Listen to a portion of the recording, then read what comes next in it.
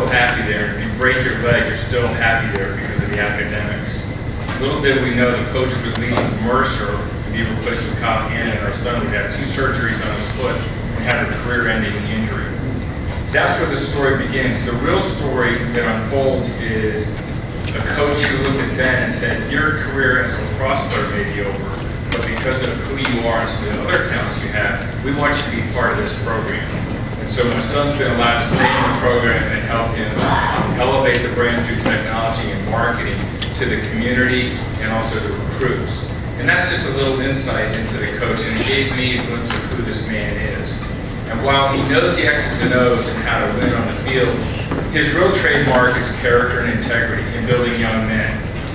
And he took a lot of personal risks to leave a place like Goucher, where he was for 12 years, won 4 championships, and was firmly entrenched in the community and said, I'm going to move to Macon, Georgia, with the only D1 program in the state, and I'm going to take that program and elevate it. And he has, in a short period of time, both in attitude, with a culture of success, in terms of caliber of players that he's recruited, and reinforcing academic excellence with these students. Because at the end of the day, they're not going to play pro lacrosse. They're going to do something else. And the value of the currency of that Mercer diploma is worth a lot, and he knows that. So he's a remarkable man. He's a tremendous leader. And the point I want to make is I think we're lucky to have him here. I think we're lucky to have him here today to share what he's doing. I think we're lucky to have him in the state to try to elevate our sport that we love so much so we can grow it in the state and become great. So I want to encourage all of us as a lacrosse community, which we are, we're a tight-knit group of people. Let's support Mercer. And what I mean is, go down to a Mercer game with your team. They got a $25 million stadium, the state of the art. It's the best environment in D1. You know, go to his camp, attend his clinics. He wants to give back to the community. He's going to give everything he's got to Mercer. He's going to give everything he's got to the state to grow it. I think we deserve to give him that support and involvement with his program and help him succeed. It's a win-win for all of us. So let's bring up Kyle Hannan, coach of Mercer.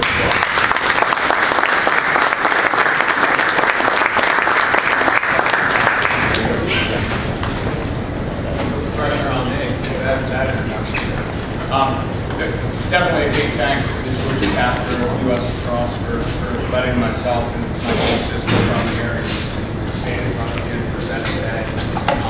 We're really excited.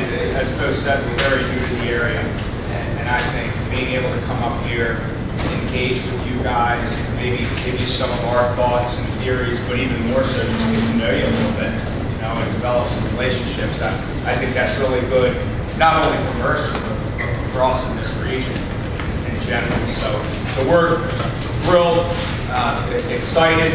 Hopefully this goes well. It's going to be a 3-part presentation. I'm going to kick this thing off, and then we're going to have Coach Torkington, my 2 assistants, to introduce them, and they can stand up. But David Jade, we've been together. He played for me at Goucher, and has coached with me for 3 years. This is his 4th year.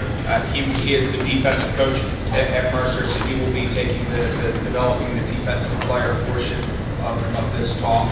And then Stephen Torkington is with us new this year, and he's the offensive coach at Mercer, so he'll be involved. So all 3 of us will kind of tap in on this thing and get it going.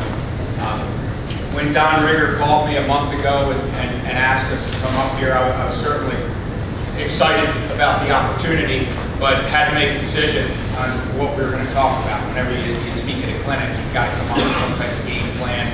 And you know, I could have gone I had 2 options basically. One was to pick 1 or 2 topics and just talk a lot and break down 1 or 2 things, or pick a lot of things and get thrown pretty quick. But I think in my experience, what we chose was to pick a lot of things.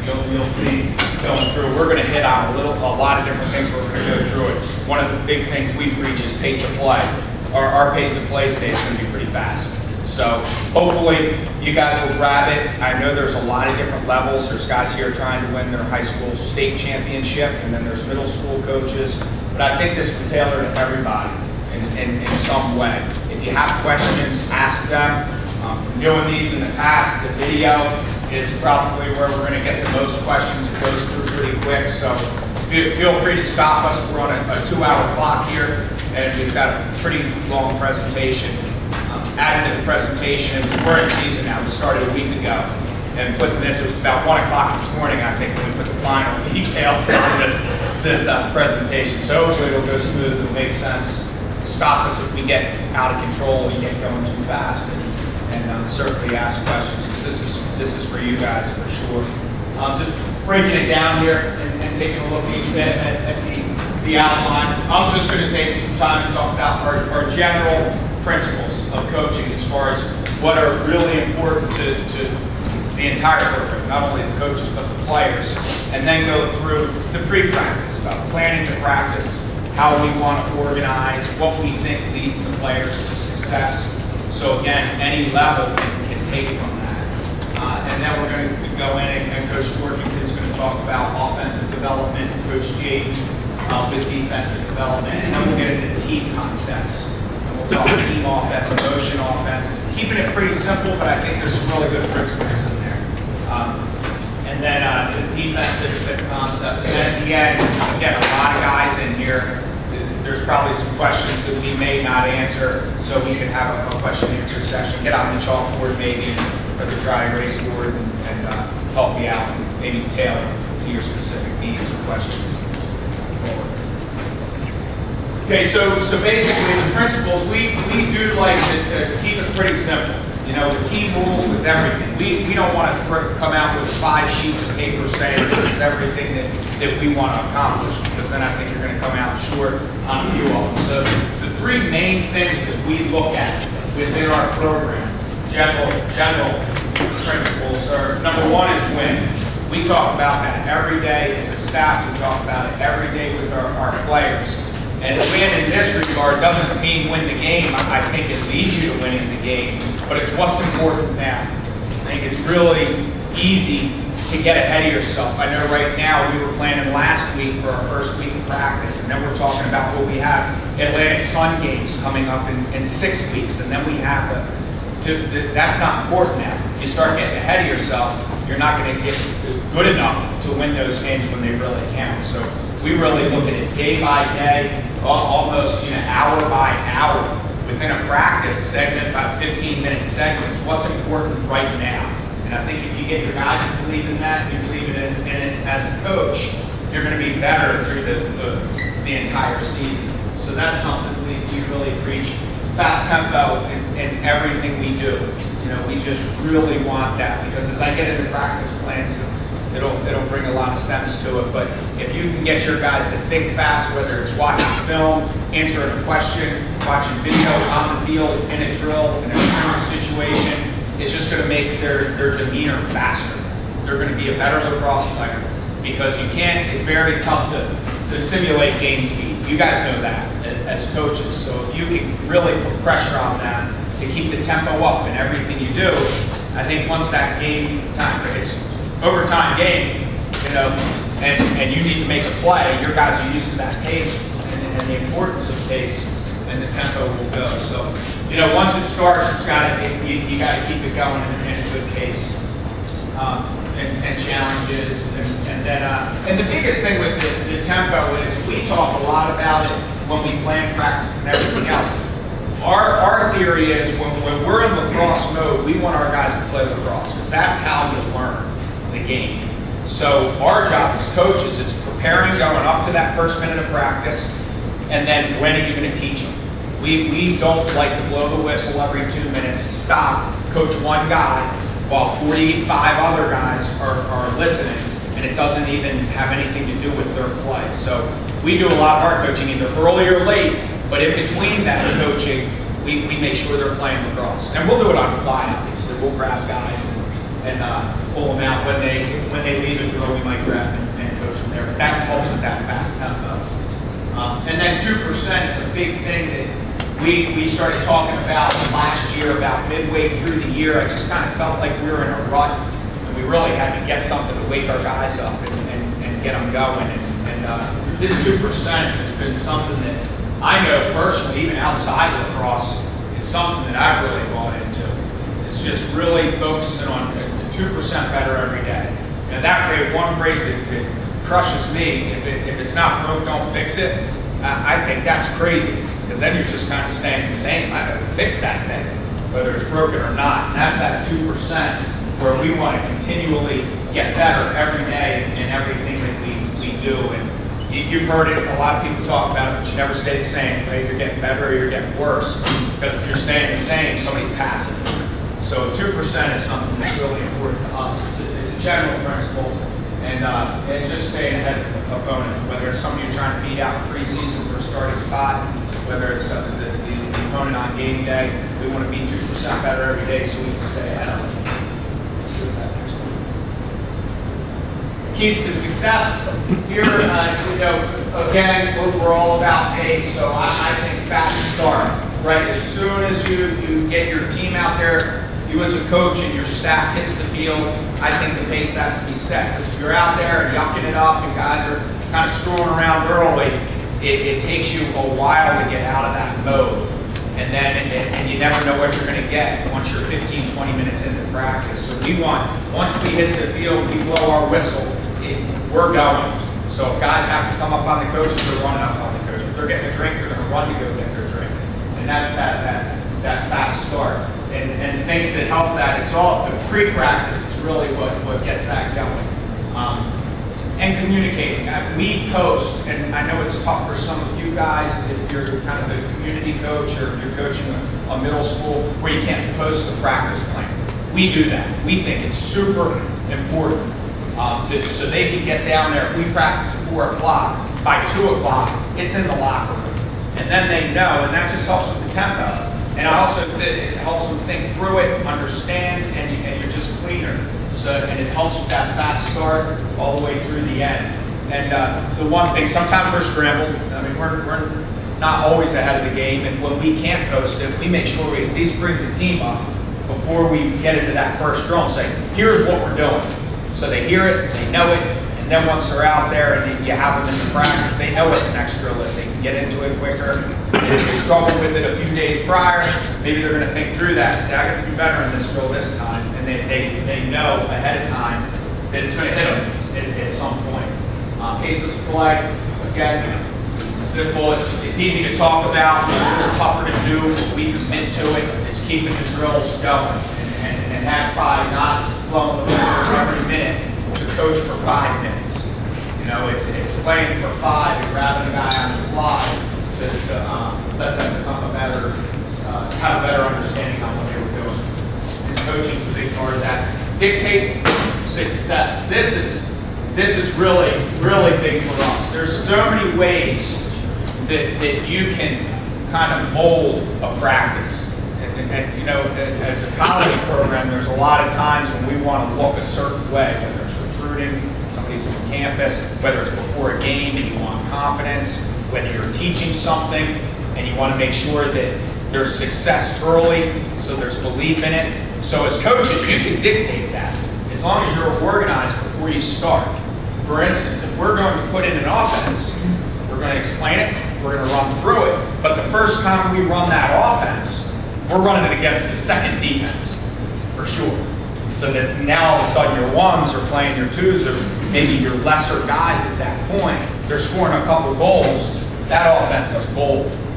You know, they may go against the ones and struggle like heck, but they're a little bit better than the guys we're going against, and vice versa. If we're going putting in a defense, a pressure defense, we want to believe in it, dictate that through your practice and have that first time when they're excited about trying it, and they go against the lesser offensive guys. It may not sound fair, but it's a fact and it helps you. And they're going to have success if it's pressure defense, balls on the ground, every other pass. Guess what? They believe in that defense and they're going to be pretty good at it, whether it's perfect for them or not. So dictate that. With recruiting, you know, you end up with your favorite drills. There's no doubt. Every team kind of has its own kind of identity, and it changes year to year with us. One drill with one group might be really, really good. They enjoy it. They look super, super good. Another one, they may look horrible at it. So for recruiting, you know, we're gonna really dictate success there. We're gonna make sure that we're in a really good drills on that day. And these recruits are like, oh my gosh. And then if it went the next day, we were doing our lesser drills, it might not be the same picture. So you can do that as a coach. through matchups and just some thought. Promote competition. That's what it's all about. When you're playing that opponent, you have to compete. So the more you can do that, and the more minutes of competition they get throughout the week leading to that game day, the more successful they're going to be. So we, in our drills, really like to promote that. Playing for points, whatever you're doing, how to win something. Whether it's a 10-minute drill, whether it's a 30-minute scrimmage, whatever it is, have them play for something. Don't just roll the ball out and play and end it. You know, whether it's a run, it's push-ups, whatever it is. Really make a ball search. We'll do that as simple as that. You know? If White wins this one, fellas, Black, you're going to find all the balls, and you're going to find them all. And White gets to yuck it up and get a drink while Black's running around chasing balls. Whatever it is, so there's some competition to it. And then the video piece, it's tough. I know we're pretty spoiled with our facility and the technology that we have. But I'll tell you what, with iPads, with iPhones, with everything, there is a way to get your guys on video. It doesn't have to be, you know, way up in the sky and break the viewpoint and everything else. But that doesn't, it's something that I really believe it feels not real. You know, so you're trying to get a guy to shoot the ball right. You're saying keep dropping your hands. But until he sees it, a lot of times some guys just don't get it. They could be coachable. You think they're not coachable because they can't do it, but they've never really seen it. They're just hearing words.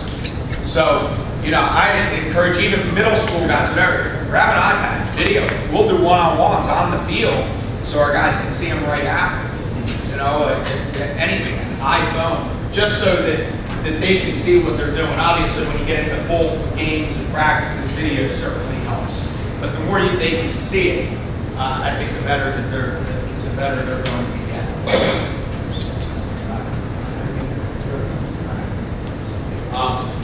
So now we'll get into kind of how we plan things, what we do. We'll go percentages, what's really important to us, and then take you over more into our template. So this is, again, happening way before practice will even take place. We've evaluated everything we want. We know what we want to get, but traditionally, what we unsettled is our priority. That's the highest percentage of our practice is unsettled. You guys know that. That's how lacrosse is played. It's unsettled. And so if we can really learn how to play the ball in transition situations, play up and down, guided, down a guy, that's another thing. I'll talk on that for a minute because I am a true believer. And most of our practice, it says 20% there, but through all of those situations, we're playing up a guy on offense, down a guy on defense whenever we can. Because that's lacrosse when you think about it. Because if you're playing lacrosse, you want to play up and you have to beat somebody. If it's 6-on-6 and you're not beating anybody, you're not playing lacrosse. So when you beat somebody and they're sliding and recovering, you're playing up a guy. Right? While they're recovering, you've got your 12 seconds or whatever until the defense is back to set. So a lot of drills and everything we do, we want to play, whether it's a 5-on-4, a 3v2, just to learn how to draw a dump, have vision, find the right, make the right decision, 6v5, but our offense plays up, and our defense plays down. Sometimes they're always down, and freshmen that come in can't believe it, because they're always down a guy.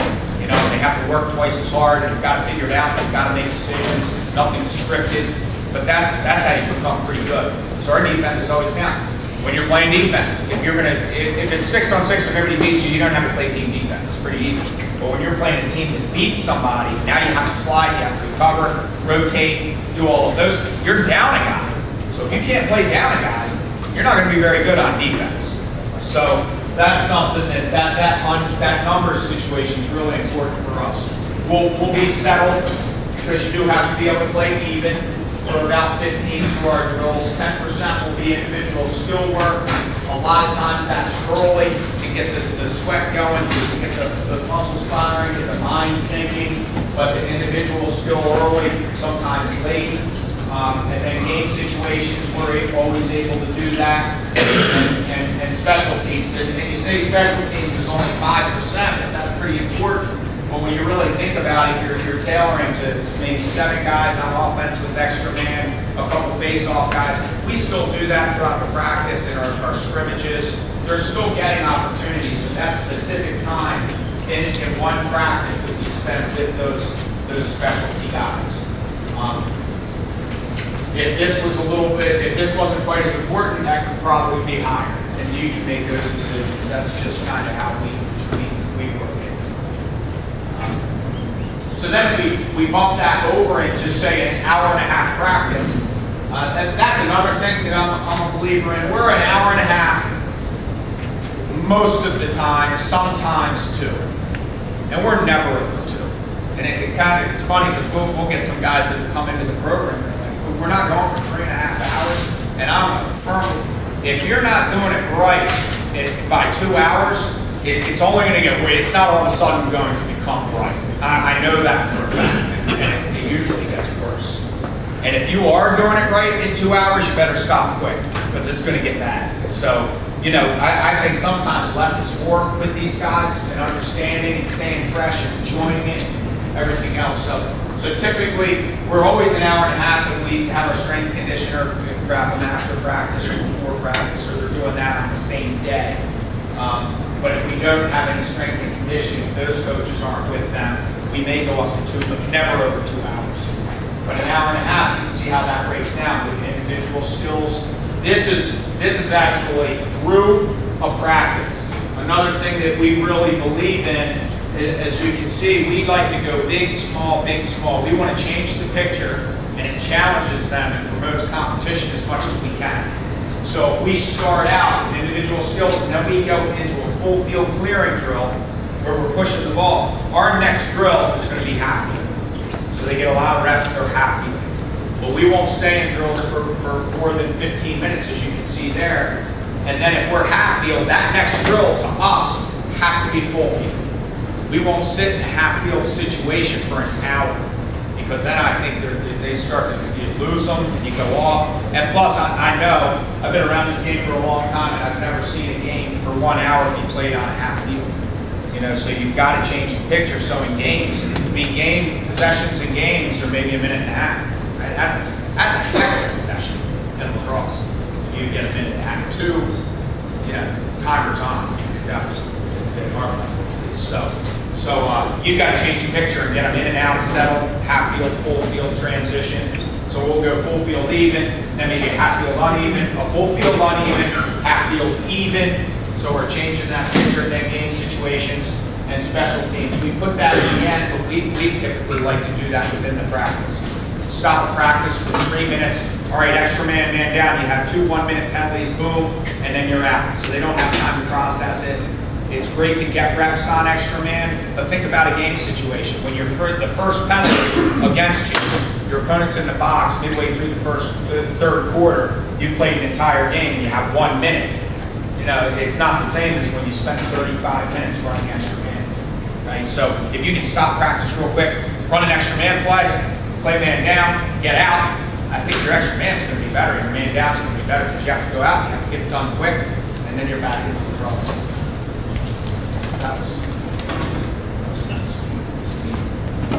So, we're getting through this pretty quick. I get that, but I want to make sure that we get through all of our slides and everything else. Well, certainly.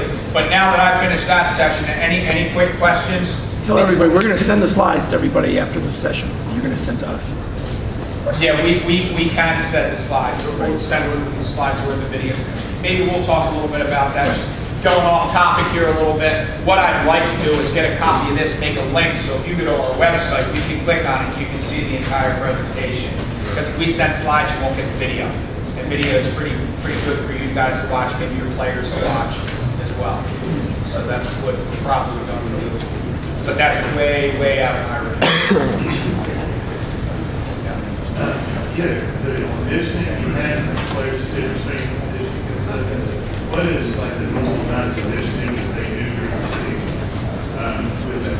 Is it a lot more cardio or?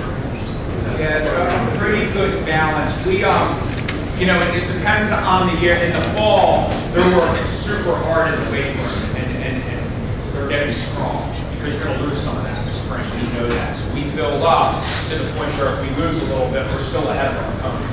It's kind of the thought there. Once we get into season, we tone back a little bit. They're in the weight room. It's still 4 times a week. where we would get them in there, we'll go run and condition. We don't run our guys a ton. Once we start the season, because obviously it's a human body and it breaks down over the course of time. So we do a lot of our conditioning. We call it disguised conditioning. So we do it within our practice. If you saw our tempo, I'm telling you, from the first whistle to the end, the only time those guys are really sitting is when they're getting a quick drink. And their drink breaks are 1 minute. And so at the end of 2 hours, they've done what, you know, if we were a little slower with our tempo, what you can do if you put them on the end line and ran 10 suicides. But they're playing lacrosse and doing it tired and everything else. So you can, that's dictating success and dictating what you want to get. You know how you can write those practices up. You can put them in a couple drills where they're dragging after 15 minutes. If you do that enough throughout the day. So that was kind of a long-winded answer. So we're in the weight room 4 times. We do some conditioning cardio with our coach outside, our conditioning coaches, and then, but within our practices, we really handle a lot of the conditioning. Yeah, how big is your roster? And you give all the players equal touches, or do you concentrate in your first and seconds? Yeah, in the beginning, and so we're in that debate right now because we're scrambling everything. But sooner or later, we've got to get ready for Boston. You know, and that's only like 3 weeks away. So, yeah, we tell our guys from the start it's not gym class. You know, at some point, you know, we're gonna have our guys that need to get ready to win a game. We carry right now 48. We'll play 24 in a meaningful game for the most part. But they understand that coming in. So some young guys usually have to kind of pay their dues a little bit and learn it, get used to the basic play. We brought in 6 high school All-Americans this year in our first recruiting class, so we're pretty proud of that, and that shows a lot from Mercer and kind of where we're going. And those guys come in, struck around, chest out, they're like, yeah, you know, I was a man in high school and everything else. They're buried right now at the pace of play. And everybody's like, well, Mercer's a new program. Where are they compared to, you know, Duke and all these others? It's different at that pace of play. So that figures it out too. The guys that can handle it and the guys that can't. 48. And guys, we post a depth chart. So there's no hidden secrets or anything. We let them know right where they are. And we want them all to fight and stay in it. We're fortunate because we're paying for some of their education so they understand that it's kind of like, I don't want to say job, but there's some value to being there, working hard and staying in there, even if you're low on the depth chart. Being part of the team and competing and being an individual athlete is intriguing to a lot of people. Coach Torkington's going to talk about individual offense. What he's just talking about, or Coach Steve Torkington, by the way. I helped Coach Hannan with the offense. I just got here this year. I'm new, so I'm taking a little bit to take a step back and kind of get under Coach Hannan and understand his offense, which I think is revolutionary to the game. I think it's good motion. I think there's a lot of good components to it, which you guys will see. But you can't run unless you can pass and catch. That's kind of my theme here. And then kind of going back to your question over there was well, how do you get your other guys touches? Or how, when we're focusing on team offense, or we're focusing on things that the ones need to be doing, what are the twos need to be doing? Well, the twos probably aren't that good, or they don't have that good stick skills. And the fundamentals is really where I think they need to start it. And then going back a little bit deeper, we get these kids at 18 years old, sometimes in junior college transfers or whatever, and what we find is we're spending half the time wondering if this kid can make a pass to the freshman, or if this kid can protect his stick, or if this kid can run through a check the right way and make a play. Because you can't do that, you're not going to be able to be successful for us. And we talked about, well, why do we play man, or why do we have a defensive player man down? Well, it's because we need to beat somebody. No way you're going to beat anybody is running through a check or going through it and making sure that we can make a nice pass after we do break somebody down, or after we do beat somebody one-on-one. So that all comes down to the bare essentials of the game, and that's stick work. Okay? I'm a huge component of 2 hands in your stick. And when you have 2 hands in your stick, it's not you're playing down at the bottom of your stick. You're playing with 1 hand on the plastic. Okay? You can't make any ridiculous play one-handed. Now, yes, you can see somebody come around GLE and wrap it around, but I can tell you right now, I don't even have a player on my team that can do that, let alone, I think only a couple of people in the country do. So we stress the fact that we want 2 hands in the stick at all times. Okay? We want you making plays with 2 hands on your stick. We approach the ball in the air with 2 hands on your stick. But the plastic, we don't play down here. Okay, the reason being, at any point, if you take a check with two hands close to each other, you're going to have to recorrect and go back to the plastic. Because you're not going to be able to go, have your two hands down here in the bottom of the stick, take a check, run through some checks, keep the glide on you, and then you're going to have your stick on the ground. And I don't know anybody who can make a good cross with their stick on the ground. So, two hands, one hand at the plastic, one hand at the bottom of your stick. It's real important for us. A lot of people like that. It's a big cradle, right? It's a big cradle. Well, that's giving you more of an opportunity, the defensive player, more of an opportunity to make a good check, okay? It gives him an opportunity to make a check somewhere. I like to teach our guys to make sure their stick is tight and not being able to be seen by the defenseman, okay? So what I'm saying by that is we're not cradling like this, okay? We're cradling tight, probably parallel to the ground, maybe a little bit angled, okay? Real close to the chest, real close to the shoulder, okay? Not straight up and down. That's probably your face-off guy. But we want you right here next to your shoulder, okay? Real tight movements. I call it shake, okay? Where you kind of move it, make sure you can feel the ball in your stick, okay? But we don't need this big cradle anymore. I don't think it's useful for us to just be more of an offensive threat. And if we're in a big cradle and we got to bring our hands up, that's more movement that the defensive player gets to have an advantage to take a check. So I teach them to make sure they're two hands in the plastic. We move right down to a pass right up to our shoulder, and we're throwing it off, which I'll talk about here more in a second. That bottom hand is tight. Now, I'm not saying tight as the grip on your stick. I'm saying it's tight to your body, it's tight to your hip. Okay, you don't want to expose your bottom hand so they can get a lift or a check. The more your bottom hand moves, the more your top hand's going to move. So if you can have it close to your hip, kind of attached to your belt, they hit the bottom hand. The bottom hand's not going anywhere. If they try to lift with your strong bottom hand, they're going to try to move their feet and get out of position while they're doing that. So try tight bottom hand to the hip. Kind of what we teach them, whether it's a flat stick or a little bit angled, but definitely not straight up and down. Okay? Hand positions, okay? Some guys, they teach passing, and these coaches, or these players think that passing is all down here. We like to be a little bit more in the middle of your stick, somewhere around 8 inches for passing, maybe a little bit higher, okay? And then what the next part of that hand positioning is, you see kids pass their hands in front of their body. Okay, that's not good. Okay, we teach them to make sure that their top hand, if anything you take out of the passing part of it, if your top hand is either by your ear or behind you. Okay, let's put it this way: if we're teaching a guy how to throw a baseball, you throw it like this. That's the same thing. He's got to get it all the way back, and he's gonna have to throw a pass behind himself right there. Same thing with football; they don't pass it like this at any point. So we want to make sure when it comes to shooting and passing, if it's a pass, it can be a little bit tighter. It can be here by your ear, and it's supposed to just snap off. Okay, that's important for us. We see a lot of guys, they get in there and get all tight and try to flick it off right here. I mean, there's a time and a place for that. But when you're teaching a kid how to play pass, when you're teaching a kid to make a play, he needs to make an important pass. If the ball hits the ground, that's not an effective play. That's not efficient. So we want to make sure that ball is going right to the stick. And you'll see more times than not, you get those kids take the whip out of their stick, you get them to make sure they have a nice solid pocket, and they get their hands back, and that ball's right there. You're getting it to the backside quicker than you were. The ball's hitting the ground, or guys got to flip to another guy like that. Okay? So hands above your collarbones, behind your ear. Bottom hands pointing towards the target, butt end pointing towards your target at any time. I like to make sure that our guys are doing it with their shoulders and just their hands. It takes a certain kind of skill to kind of turn their hands into a pass across their body, which we'll look at here in a second. Obviously, staggering your feet. We don't play pass like this. We stagger our feet, point towards the target. Okay, plastic to hand positioning. This is huge for me, and I think I don't know how many people teach this. Okay, but when we're cradling, we're at the top of our stick, like I said, two hands on your stick, hand top hand in plastic. But inside of your pass, I want to see guys kind of move their hand down inside of it. So I'm here plastic, and as I kind of come up to my pass, my hand slides, locks, and passes. So I don't like to see guys running around like this before they pass. I want to see little movements, no big movement in there, and then that's where this is the thing that gets me the most, and this drives me crazy. We called it the gift. We couldn't really think of a better word for it. I just think it looks stupid. But you think about it. You see a player walk up, and he's going to make a pass, and you see this little spin. Some guys might turn their stick over. Some guys might do a full twirl with their stick or something. You've seen those guys, and you're like, what are you doing? What's the point of that?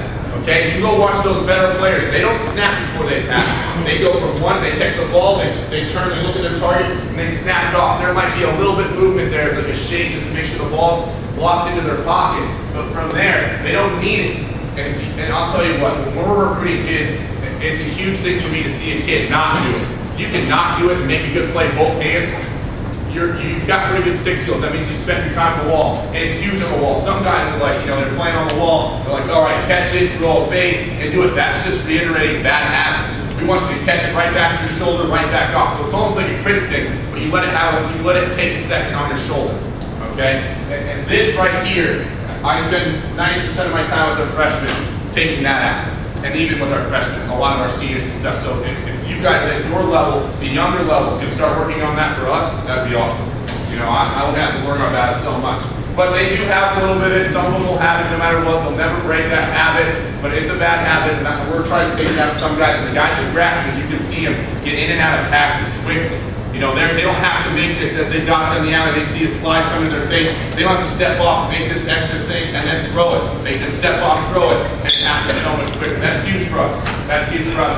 Top hand snaps. I don't like seeing guys stop. I like seeing guys follow through their target and snap their wrist down just like a pitcher or a football player. They snap that wrist straight down and get it to their target. Just don't stop your hands. Don't stop your hands. Okay? So right here, you're going to see us, we don't do this too much in practice. I wish we did this a little bit more in our skill sessions, but this is kind of what we do. Just notice right here, guys, that they're going to approach the ball with their hand in the plastic. Now, it doesn't mean you have to catch it there. I just want if the ball's approaching, I want your hand in the plastic. Now, if it's a good pass, you can slide your hands down, that's great. Okay? But just because of this, if you got your hands low and the pass is here, you got to turn your hands over and try to catch this. I don't know a lot of players can catch this, but if your hands up in the plastic and you see it, you kind of turn it into a goalie.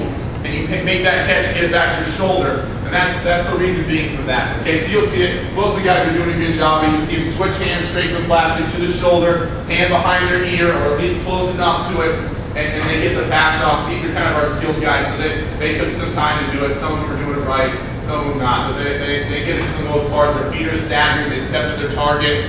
You can hear them. They're saying, "Here's your help," which we love. So that's kind of what we're doing there. Let's move on to the next one. Right here, this is what we do a lot of pre-practice, and this is really good to get a lot of touches for our guys. But we do rolls and pulls. Think about how often you do this as a player in a game. You get pressure, guy comes to your face, you got to pull across your body. You're also getting a ton of touches here. Now what we're seeing here, we can get into this real quick, just pause it real quick, is our guys are kind of coming out of their dodge, and their hand is still in their plastic until they snap their head around, and then they make their pass, okay? So you'll see that as well. The other thing that we talk about is making sure we're protecting our sticks. When they turn, they're leaving it on the shoulder that they turn to, switching hands, the stick is staying in the exact same position, not snapping it back to the other shoulder, staying on that shoulder. So when they come out of it, the stick's protected, and they're throwing a good pass and making sure they're getting their hand to the plastic, then to a passing position. So let's see if we get one here. Easily this kid will do it right here. Plastic, passing position. Plastic, see, he'll do it, plastic passing position. All right, just like that. Then we have a couple pulls, they'll come off, they'll make a good step, and they'll snap that down to their target, get their hands back, and make sure they get their head snapped around, then their hands, then they'll follow through. Okay, we do this a ton, because we think this is huge at all positions, attack and midfielders. And speaking with that, we do it with defensemen too. I think you might even have it in this presentation where we have them on both sides doing it, because it's huge, huge, huge, and we get a ton of touches. 3 guys in the line, obviously there's more in this line, but 3 guys in the line, just keep going, 5 minutes, or 2 minutes this side, 2 minutes that side, pull both sides, nice and easy, and it gets them thinking about fundamentals of the game right away. You can sit there and correct it as they're doing it. Okay. How am I doing that? 10 minutes. Okay. Shooting. All right, I'm trying not to do this. This is my thing. I love this. All right. Maybe it's because I like shooting the ball a lot in practice. Make sure the goalies remember, or make myself remember that I can still score goals. But this is kind of my thing. Okay. And I like taking a lot of time on this. And this is another one of those things where it's all about fundamentals for the guys. And I really think it's about form. Everybody's got their own style. But I think there's some key points to shooting that makes a kid a better shooter, a harder shooter, a more deceptive shooter. Those are the kind of things that make anybody can learn how to just yank it hard and from their angles, and it can miss the cage every time. But And you want to look for the guys that hit the cage effectively over the top and be deceptive, and then translate that kind of shot to one of these shots when they get better. You know, you don't want to teach a kid straight off the bat, we're shooting it from here. Now it's straight over the top, and then use those fundamentals and those mechanics to change it to here at those points. We'll talk about when those shots are effective and when they're not. Hands, all right? I see guys who grab their stick like this. I'm more of an open guy, okay? I like to have my stick open. That's what I'm saying by open hand. 4 to 8 inches, and I measured this out when I'm shooting, okay? I'm making sure, all right, this looks about right. But I have to make sure because I like my hands in a certain spot. Some guys are a little bit closer, depends how skilled your guy is, where his pocket is and whatnot. 4 to 8 inches, let's just go with that. You don't want anybody like this, okay? And we definitely don't want anybody like that, all right? That's not good. All right, arms, top arm extended, okay? This is huge for me, and this is another thing you grab out of this. It's the same thing. So if we're trying to throw a baseball, you know, just across the room, we're probably throwing it that. If we want to throw far, that back arm is getting all the way back and extended. Okay, that's huge for me, okay? When we go and step into a shot, at some point or another inside of their shot, this back arm has got to extend. And it's got to shoot back and then follow through. So everything kind of happens, you're getting ready for your shot, and then we get set, and that thing's set back here at the same time as we're going to start our follow through in our shot, okay? That back arm has to be set. Bottom arm can be slightly bent, but you want to try to extend it back there, because this hand's going with that one. So it's going to be slightly bent, but it's going to be there. All right, and then we're pulling with our bottom tricep and push it through as hard as we can with our arms. Our shoulders, and just go over this real quick. We're going to talk about it from the top down as we're getting ready for the shot, and then when we start about the shot, we'll do the motion real quick in the next slide where it's us following through to the shot, okay? So with our shoulders, our front shoulders actually pointing towards our target and then tilted a little bit away from us. So our back shoulders can both see the target, okay? That gets us here. And when we get to that position, we're going to drop our shoulder to our chin here, which drops our head to the target. Some kids, you'll see them wind up and they're looking over here the whole time and never looking at the target. We want our guys looking at the target the whole time. So as they wind up, they're going to snap their shoulder and their chin together, okay? And then lean forward and drop your shoulders through the shot. So what we want to do is we kind of get you to lean forward, and this is just kind of standstill shooting. Obviously, we're going to go through it. You're going to transfer weight and everything. But we want to kind of get you leaning forward, diagonally to the shot when you're kind of coming through it. So that's kind of what that means. We want you to drop your shoulders a little bit and drop your top shoulder into the shot. Now that will really help when we talk about it a little bit for guys who are underhand shooters when they learn it. When they underhand shoot, they kind of get up like this. If you keep their shoulders down and you can still get them to lift it, that ball will stay underneath that pipe instead of sailing like sometimes it does, okay? Your hips the same thing, right? As I turn, my hips are going to turn as well. You're going to kind of try to see the back of your butt, trying to see the cage as well. It's in an athletic bend, all right? You don't want kids standing straight up, obviously. And then it's the same thing. You want your hips leaning forward as well and loading up that top leg as it comes out. Knees, athletic bend stands. Obviously, we're not standing straight up and down, and we're not all the way down as like in a squat. So it's just gotta have you gotta have these things coiled and our feet, all right? Some guys like it real wide, some guys are nice and tight. Regardless, I like them a little bit outside the shoulders or right at the shoulders, and then your front foot is angled towards the target. Some guys teach it straight up. I think you might hurt your knee doing that, but you just gotta angle your foot up there, and then on the balls of your feet. And, you know, you're just trying to be athletic, like in anything, okay? So when we talk about the positioning of things, now we got to talk about this whole thing coming into motion. All right, your feet's got to go first. Your feet are the first things that move.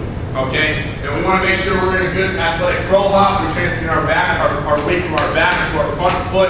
And there's 2 ways to fall through. You can teach either way. Some guys, I'm a different way than I kind of teach it, but there's 2 ways. When you fall through, we want to make sure that that back foot is falling through to your target, and preferably the back pipe, or whichever pipe is the opposite side that we're aiming for. Okay, that violent motion that we're going to talk about right here is on these shots. You see some of these guys, when they shoot it, and they can't follow through. Well, I kind of explained to some of our guys who have a problem with shooting hard, is that you want to act like you're trying to hurt the guy in front of you. You want to take that thing and tomahawk that thing down. You don't want to be nice to the guy. Defenders aren't nice when they're throwing checks. So why should I be nice with go and shoot the ball?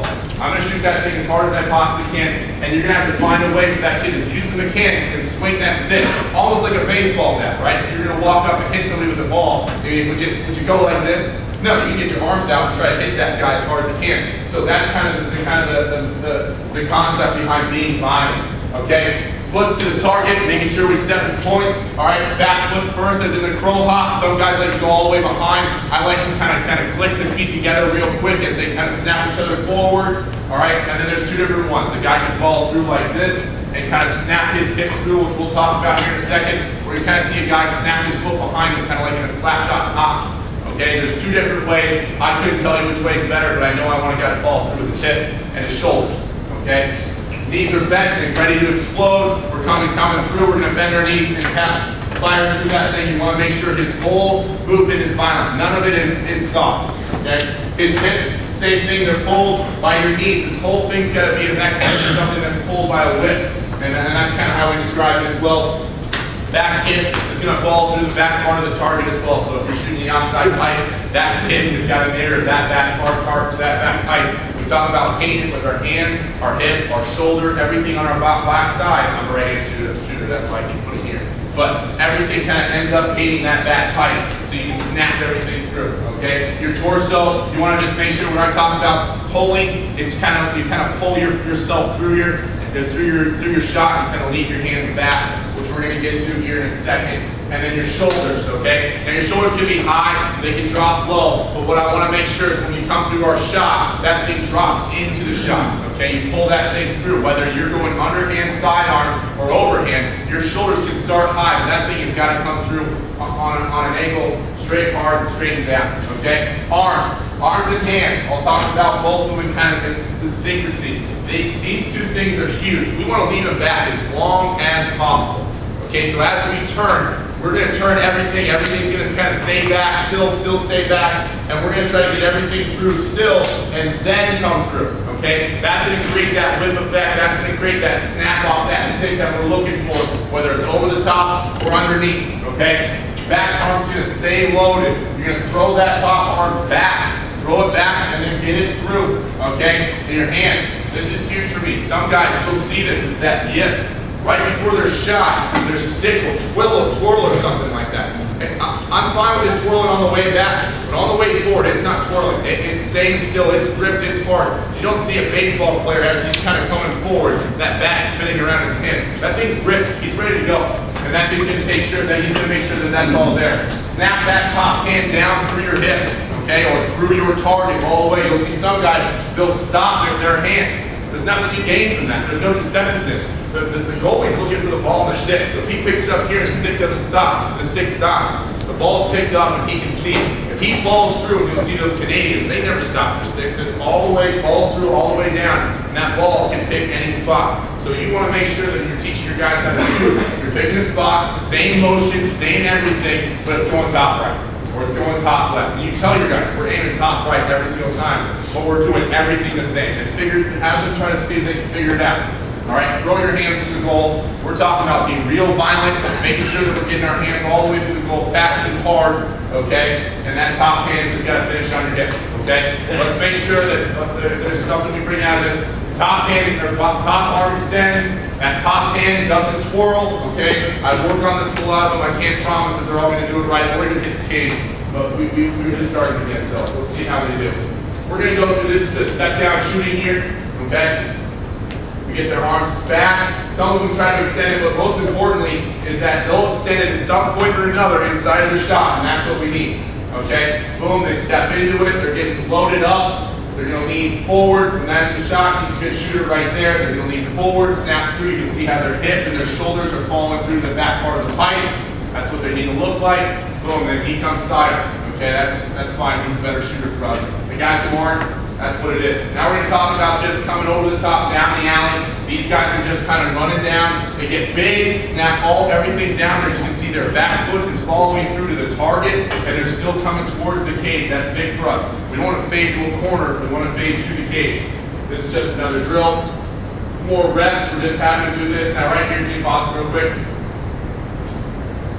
As you watch a couple more of these guys, all right, as they come through, they're catching at the top of their plastic, they're making their move, and then inside their shot, their hand is going to their shooting position. They're not running down through these checks at the shooting position at all. They'll run through this thing, top of the plastic, and then inside their shot, when they're getting big, they'll snap it down, okay? See the Same thing here, boom, he gets his hands back, his hands are out the plastic, and then they snap it off. Boom, hand of the plastic, shot, out. All right?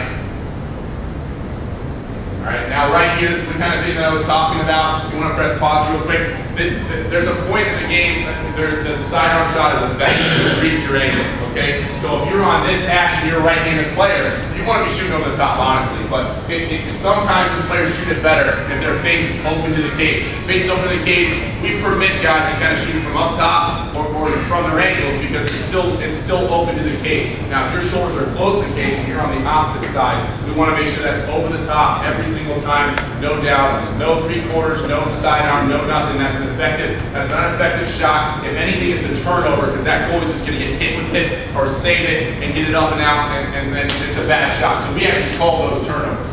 We will call them turnovers in the practice. We call them turnovers in the game. We'll start to call them turnovers because we think that they are, because they're not an effective shot. Over the top makes a save. Okay, fair enough. And we talk about where we shoot from on the field. We'll go over real quick here in a second, but let's just play this through. You'll see him here. They're going to make some moves coming top side. They make their moves until they get to a shooting spot. He's pretty good at it. They come here, play into the plastic, turn, shot. Turn, shot. So you see these guys not running down with their hands down in the shooting position until they're ready to shoot. All right?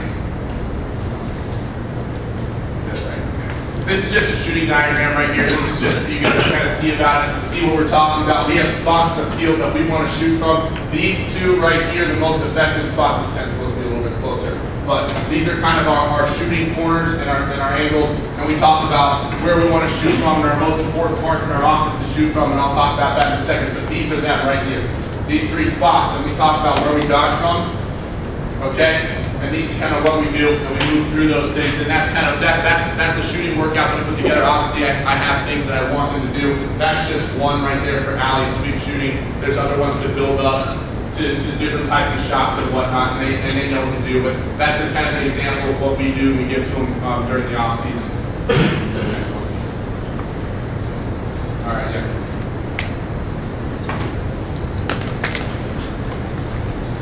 Guys, updated Jake.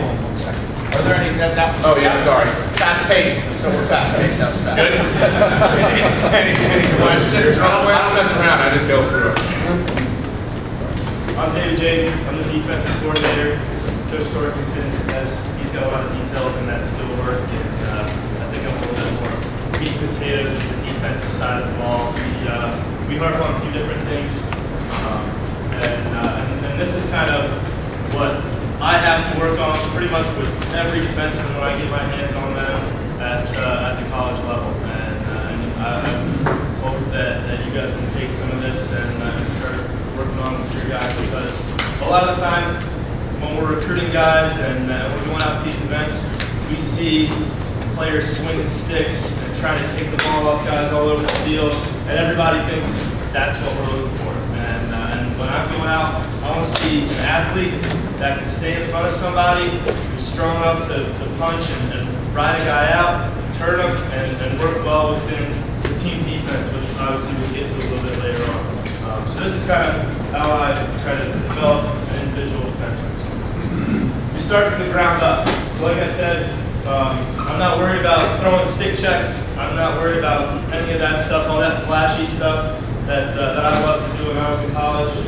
I want to make sure that we have great footwork, and that's the base. That's the first thing that you have to work on is your footwork. And a lot of guys struggle with that. Guys, even those stronger guys, want to bench press players and set their feet and just try to muscle people. So your footwork is huge. And then body position. So getting your shoulders, your hips, and your whole body in the right position to make sure that you can stop a guy, that you can turn him back, that you can ride him out, whatever it is that you need to do within those defensive concepts. Getting your hands on somebody. So outside of 12 yards, keeping a guy at a stick's length is all right. Maybe 12 to 15 yards in tight.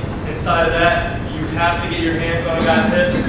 You have to make sure that you're controlling his body. And then the last thing is stick. And I'll mention this real quick. Like Coach Torkington said with the stick work drills, I think that's just a given for my defenseman. So I'm not going to talk anything about stick work.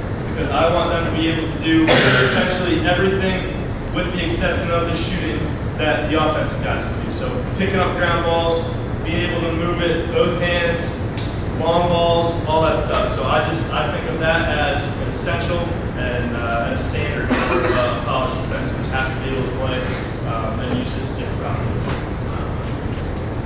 So the footwork, your feet. If you're ever setting your feet and you're wrong, you're doing something wrong, and it gives a guy a chance to make a move on you, and you're in a bad spot there. So when you're on ball, make sure that you're getting your feet in the proper position, and that gets your whole body in the proper position. Then making contact, you're standing, driving your feet, controlling hips, and making sure that your feet are moving. If you're ever trying to stop, like I mentioned earlier, if you're ever stopping your feet and you're just trying to muscle a guy, throw checks, then he has the opportunity to basically pick whatever he wants to do and do that. So we as a defense, we want to make sure that we dictate what the offense is getting. And then off ball. If you're moving your feet away from the ball, then that's a pretty good thing. But if you set your feet and you're staring at the ball, it's bad posture away from the ball. It makes you lazy. Like it says up here, it keeps you energized. You're moving your feet, you're thinking about it, you're thinking about your man, you're thinking about your ball, and you know what's going on within the entire defense. And some drills that we do, a lot of this is on their own time. So we harp this with our guys in the off season, before practice, after practice, whenever they can. A lot of the time we do with our strength coaches as well. But our defensemen are doing a lot of ladder drills and a lot of 4-cone, 5-cone drills, just to get your feet moving, making sure that you're able to use quick feet and really get going the right direction how we want you going. With those ladder drills, something I'll mention pretty quick here, we do everything forward and backward. So if you're doing high knees forward, you're doing high knees back. If you're doing icky shuffle, you're doing icky shuffle forward, icky shuffle backwards. Because as a defenseman, you want to go out and put pressure on an offensive player, but you have to be able to make sure that when you need to drop step and open your hips, you can do that. And working on that with the ladder certainly helps our guys. So this is the first drill is numbers drill, and what these guys are doing is making sure that they're taking a good angle, working on getting in the right position. Essentially what they're doing here is thinking of me. I'm standing right here as a dodger, and they're taking a good angle, getting their feet in the right position, stick out, ready to throw a check. Obviously, not throwing checks on me right now, but they're keeping their eyes up. I've got a number for them. So the whole time when they're going in and out, I'm putting up 2 fingers, pulling them in, 4 fingers, 0, whatever it may be. But they've got their eyes on me, and they know exactly what number. They recover up, and then they give that ball back to me. Body position. So like I said, your feet get you there, and they keep you there. So you got to make sure that when we're talking about our body positioning, we talk about taking away topside and making sure that everything, like I mentioned, your hips, your shoulders, everything's in the right spot. So if a lot of guys come out of high school and they think, well, my stick's right here, and this is the spot where that guy wants to run, so I'm stopping him. So that's going to be nice and easy. Or my hands are out here, so I can push him out. But in college, I mean, at pretty much every level, you got to make sure that you're getting everything in the right position. So taking away topside, taking away whatever it is that offensive player wants. So if he's a lefty, I don't know, I'm not sure how much scouting you guys are able to do, but by about 5 minutes into the game, you can figure out righty, lefty, whatever a guy wants, and make sure that your defensemen are taking that away. So a guy wants to drive left-handed, you get into that space where he's trying to dodge, and take away his left hand, roll him back to his right, make him uncomfortable. So that's the key with our body position, is making sure that you take away what an offensive player wants. This is a drill, nice and easy. This is one of my favorite drills because it gets them thinking about where their body needs to be. So there are cones. You can pause it, coach. These cones are set out as attackment, technically, and this is thinking about approaching a little bit further out, but it's nice and tight so that you can get a lot of reps with this. And there are cones up on the hatches that they're approaching as midfield dodgers. And what they want to do is make sure when they're coming down low, they get a good wide step initially, and and then they're coming out to approach that dodger, taking away his left hand, getting their feet in the right position, their hips, their body, and then up top, making sure that they're taking a good high step, getting above that dodger, taking away top side, channeling, and getting their whole body in a good position. We talk about that a lot. Just making sure that our guys are channeling up top, making sure that they're channeling down low, so that within the framework of our team defense, that everything works. Because if you're getting beat high, then it scrambles everybody behind. We had to put in an abort call, and that's a part of our defense now. But we don't want to have to call that abort. We want to make sure that everybody's staying within the framework of our defense, forcing guys where we want to force them. This is another one here, snake drill. It gets you in good body position initially, taking away that left hand, opening your hips, being able to run. Get back up into a good spot, and then turning your hips back again. So the key there is we've got our defense and making sure that they're staying even, and then getting top side, turning them back, getting that stick back, and driving them out.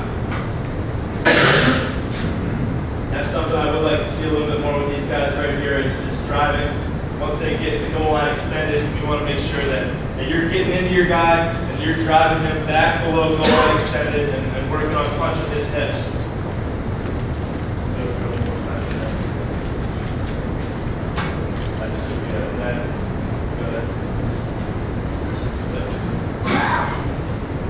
Your hands. So you can see it with that last drill a little bit. We've got another one coming up here. Like I mentioned earlier, you gotta make sure that you get in good position and you get ready to sit your butt down and you get your hands on a guy's hips. If you can control his hips, then right away you can control his entire body. But if you start riding up on a guy's back and your hands are high, you're punching into a net, flag down, all that stuff. But at the same time, and I work on this with our guys every day, is if you can stay low on hips, then you're going to be able to control the entire offensive player. Start riding up. You see a lot of offensive guys leaning, and guys start riding up on your back. They can use that pressure against you, so you got to make sure you're not letting that happen.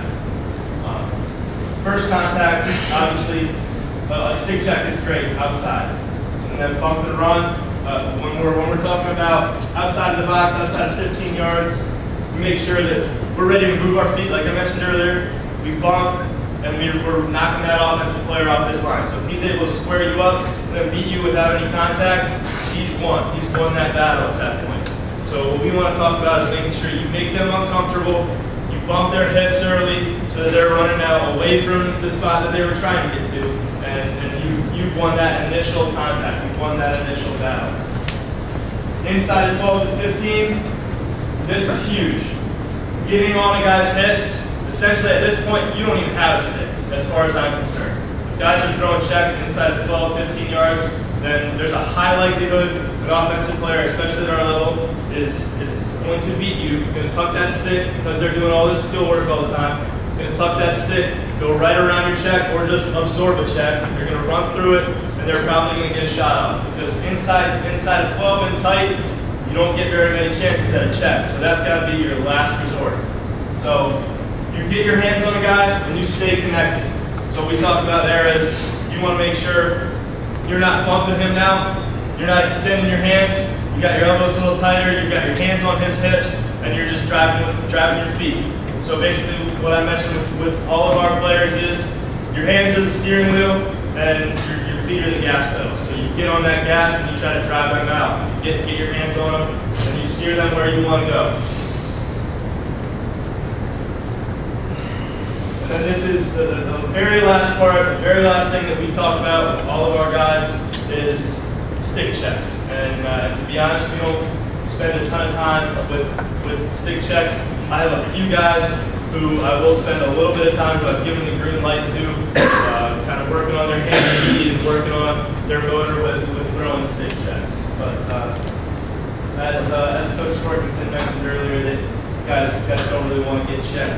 So you want to meet a guy, meet a ball carrier with a heavy check, and let him know that you're there. So when that guy's catching the ball on the perimeter, I want my defensive press out, meeting that ball, meeting that ball carrier and throwing a heavy check, a heavy slap right away, right on his hands, right on his wrists, wherever he can get it, that's legal, to make sure that he's letting that offensive player know he's there.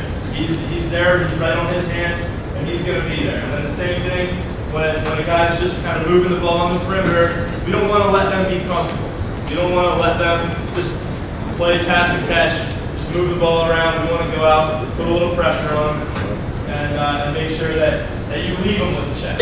So meet them with a check, leave them with the last check, that's what we call it, and make sure that you're getting that last check in there. So it just gives the offensive player something to think about. You got a really strong guy out there, and he's going to be running for his life. I guarantee that offensive player will be running for his life the rest of the game. And then when we're talking about actually throwing a wrap check over the head, any kind of ding-dong, any kind of check that your guys like to throw, I'm sure, I know as high school guys, younger guys, they love throwing all sorts of different checks. Whenever we do player clinics, that's the first thing they ask for is what kind of stick checks can I throw.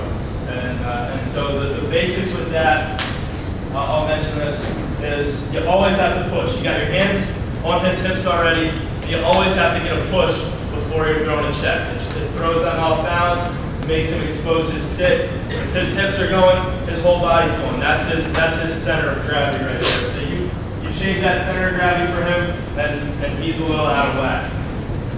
And then the thing that I do like to talk about is through the midfield and with any defenseman really outside 20 yards from the cage, and hopefully you know you've got help behind you. So if it's a one-on-one situation or a two-on-one situation, you're not going out trying to take the ball. You're going out trying to make them make a decision, make them run away from the cage, and take that pressure off your goalie. But if you know you have help behind you, I'm okay with taking some chances and throwing some checks. But you got to do it the right way. You got to make sure going through that whole process, you're moving your feet, you get your hands on him first, you're making him uncomfortable, make him run, and then you can start throwing those checks. So that's my philosophy with all that.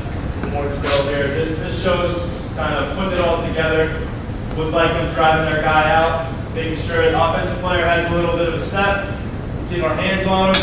Some guys are comfortable with a V-hold, some guys are not comfortable with a V-hold. I honestly leave that up to them. When they get topside, you can see Austin Simpson here does not like playing cross-handed. It's very uncomfortable for some defensemen.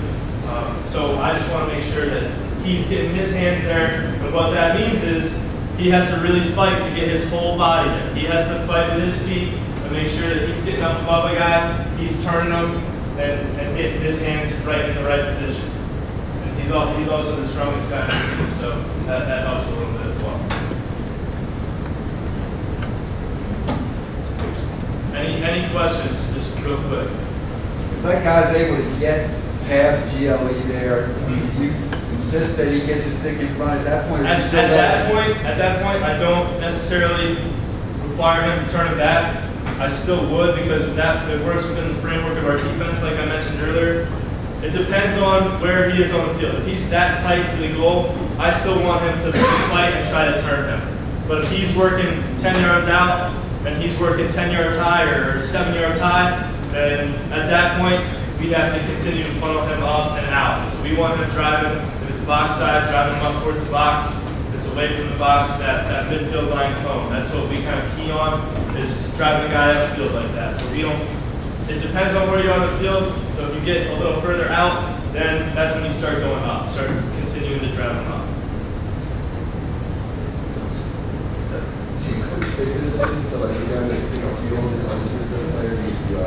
I think that's primarily, we really always want, you can kind of see when those guys are getting a GLE, you got to get your stick topside. I leave it up to individuals a lot of the time. You can see Colin Massa is 6'6" and has about a 14-foot wingspan, so he can trail a guy a little bit more and play on his back, and then obviously with long strides, when he's getting towards GLE, then I want that stick coming back topside. So it depends on the player, what they're comfortable with.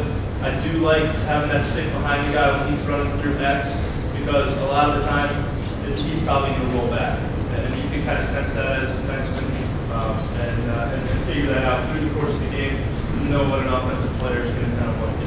Do you have to play both hands? I don't. That's one thing I'm huge against switching hands on defense, and the reason is I don't think that there's a defenseman in the country that is as good getting the ball up and out with his offhand as he is with his strong hand. So the key with that is if you're going to try to coach your defenseman to play with both hands, he has to be able to pick up a ground ball and move it exactly how he would with his strong hand. So I'm not big on that. I know that some people are. I know that's big in upstate New York. So some of those guys fix that up. Yeah, when the attackman's topside and the defenseman's on him, he's obviously got two weapons. He can shade with his body and where it's a stick. Do you leave that up to the player, or do you coach a specific, like take away, shade to his dominant hand? I definitely always want guys shade dominant hand. So whatever it is, if you're, like I mentioned, if you're trailing a guy going through X and you know that he's a righty and he's getting upfield to his right hand, then you have to fight to get up above him. But if he's a lefty and he may be coming back to his left hand, I'll leave it up to him. I'll leave it up to that defensive player and say, you go ahead and make that decision. But we definitely always want to try to fight to take away whatever that player's strength is.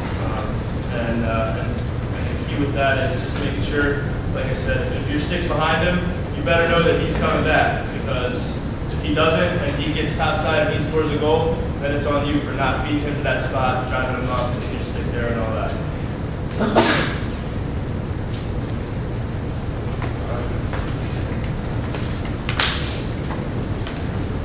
All right, fellas, real quick, we have, we're going to talk team offense and team defense.